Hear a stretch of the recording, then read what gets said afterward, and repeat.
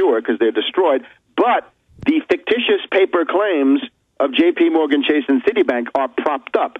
That's the fascist corporate state. To call Obama a socialist is to do him a big favor. That makes him sound much nicer than he really is. No, this is a complete hoax. This is a complete...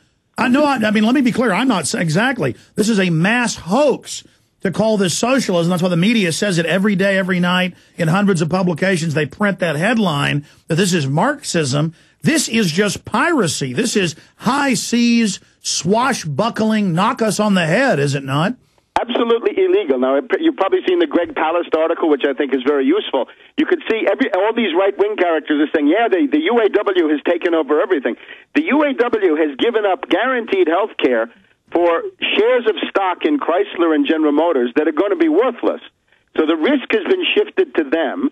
And as far as I understand, a $6 billion payment is immediately made to J.P. Morgan Chase and Citibank, so they are made whole. They get off with a whole coat. And then they privatize the risk. They take taxpayer money, put it into stocks, float it out there, and then when it goes down the tubes, it doesn't matter. It just goes into thin air. But like you said, J.P. Morgan Chase, they got the cash up front.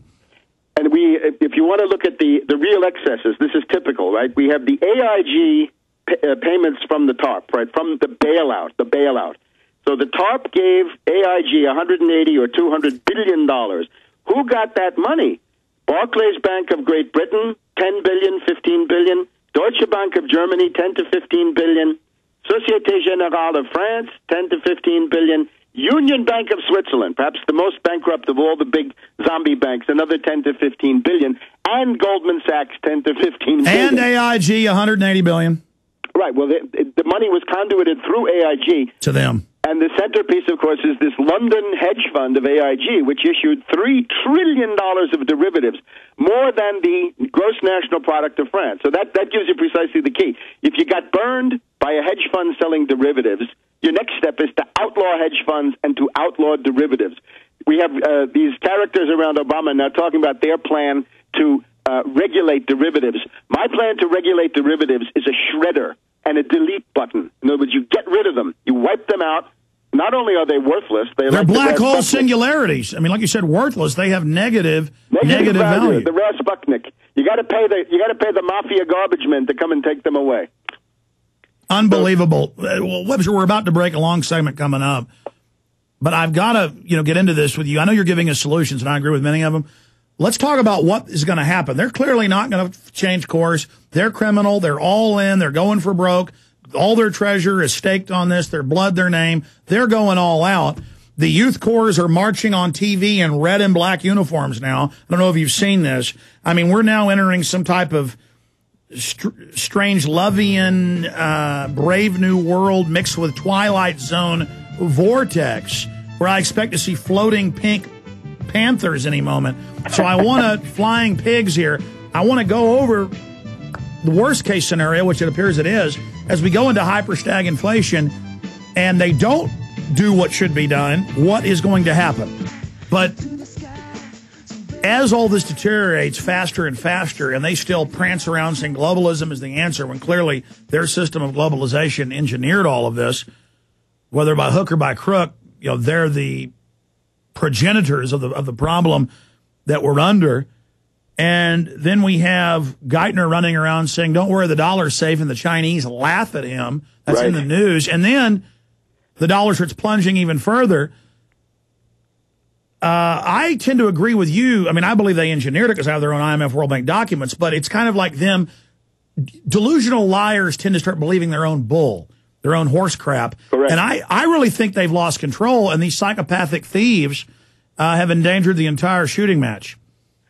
I think that's true. I think we're headed probably towards some kind of acute turn of this crisis. In other words, we've been living in this fool's paradise with a mugs rally, a sucker rally going on in Wall Street.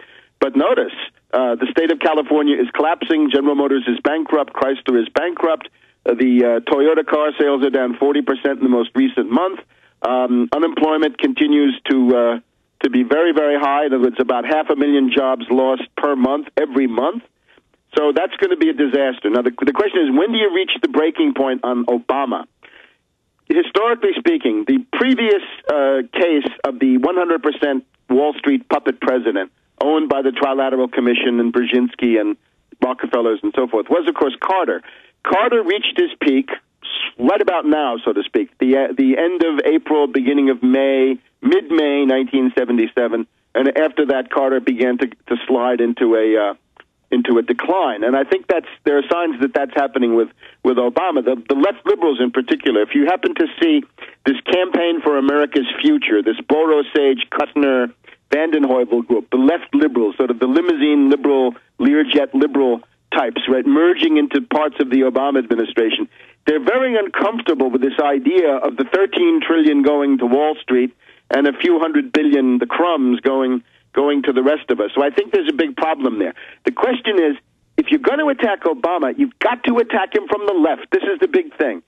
Look at Obama. He loves to play himself off against Limbaugh, against Newt Gingrich. No, their own memos say that. They say we want to make this about like running for office against Limbaugh. Limbaugh isn't running jack squat. Limbaugh loves the attention, but he knows they're using him as a distraction. And, of course, as an egomaniac, he can't get enough of it. The critique that really hurts Obama is a left-wing critique. Now, you got to develop some idea of an alternative policy, and it can't be, cut the budget and let everything liquidate into a, general bankruptcy, because that's just going to kill people. No, they've already hyperinflated things to the point we need to arrest the bankers and direct all this fiat stuff into real industry so we get something.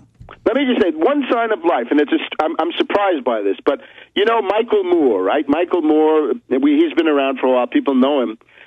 If you look at his essay on General Motors, you will see that there are signs of life there. In other words, it's tinged with this gangrene economy stuff. It's tinged with this alternative energy claptrap. But what he says is you got to go back to the 1942 conversion of General Motors to war production, and then the reconversion in 1945-46 back into civilian production. And what could you reconvert those factories to do, right? Because you've got unemployed workers, 14 more General Motors factories closing, dozens of factories now idle, hundreds of thousands of unemployed auto workers. What could you build? And he says, well, you could build bullet trains. Now, bullet trains would be the Japanese trains, but of course they're obsolete now. We want maglev. We want magnetic levitation railways where you go from Los Angeles to New York in 3 hours in a rail car. Instead, they're going to build cruddy local slow trains to nowhere with people so poor they can't even afford to get on them, instead of super trains to cities where you say, oh, I'm going to shoot down to Dallas on the hour train instead of 4 hours in a car. Absolutely. But they won't do it, man. They will not do it because it's a good idea. This is what you got to fight for. In other words, I'm very encouraged to see that some of these ideas are floating around.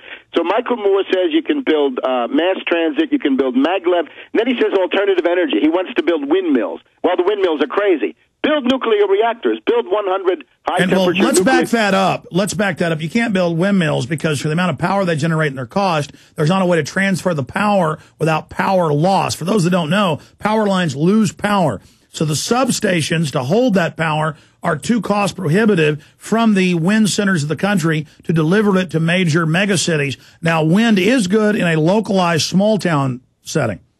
Well, it can be used for specialties when there's no other alternative. But generally speaking, you're going to put more energy into the windmill than you're ever going to get out of it. So there are some places where you need that kind of thing. But as a base load approach to an industrial economy, it's a bad joke. It's not a primary driver. But listen, before we get out of time, and I know you want to get into solutions, Webster, but I think people need to understand what's going to happen, because clearly none of these are being implemented. And even if people don't agree with your solutions, they've got their own. Nothing but everything for Wall Street, into the black hole, everything clearly Pentagon, Northcom standing by to deliver us directly into the maw.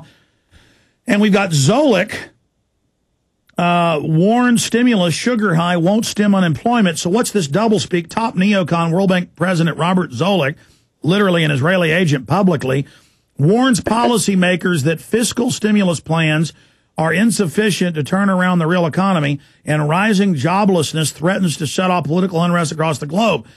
And then he goes on, so why are they making statements about political unrest knowing it's going to happen when they've engineered the policies knowing it would do that? Well, there has been a lot of political unrest. There's been a big ferment in the trade union movement in Europe. There have been various kinds of riots and things like this around the world. And that's why I'm saying the program is absolutely critical. In other words, you can get a mass movement going under these circumstances.